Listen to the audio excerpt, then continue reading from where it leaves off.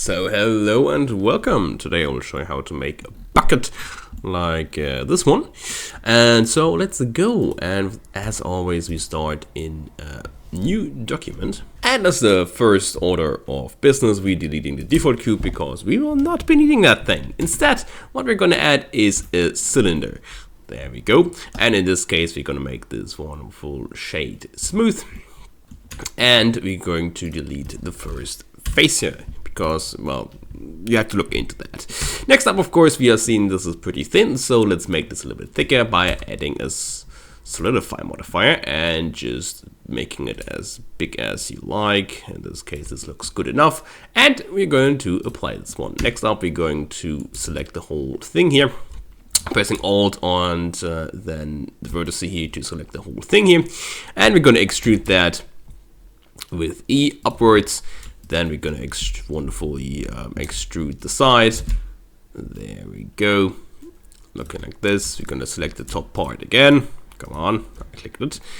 And there we go. Maybe a little bit too big here, so let's just scale this one back a bit. There we go.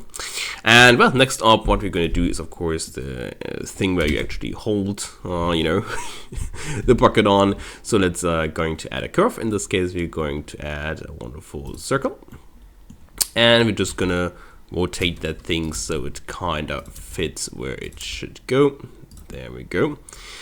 Looking good enough. Maybe a little bit back. There we go. Just this is looking good. Next up, we're going on to the data. We're going on to geometry and giving that thing a little bit of depth. There we go. This is looking like a good one. Perfect. And now we're going to select this thing. I'm going to make a right click and we're going to convert this one into a mesh. We're going to do that because we want to delete everything that is, well, not in sight. So just going to go a toggle X-ray and we're just going to delete all that stuff. Good. And of course, we're now going to delete that face. Let's just check. Yeah, looking good enough. And here we go. So let's going to give, or we're going to merge these together so we have a single object, because currently, well, we have two separate ones. So just going to select these two and we're going to join them. And I forgot I actually have to probably actually apply this one here. There we go. Join them together. And of course, the only thing that's now missing is some nice paint code. So let's go ahead and add a new material. In this case, you can make this one green. Let's go into the viewport and there we go. And yeah, pretty simple. I hope you like this one.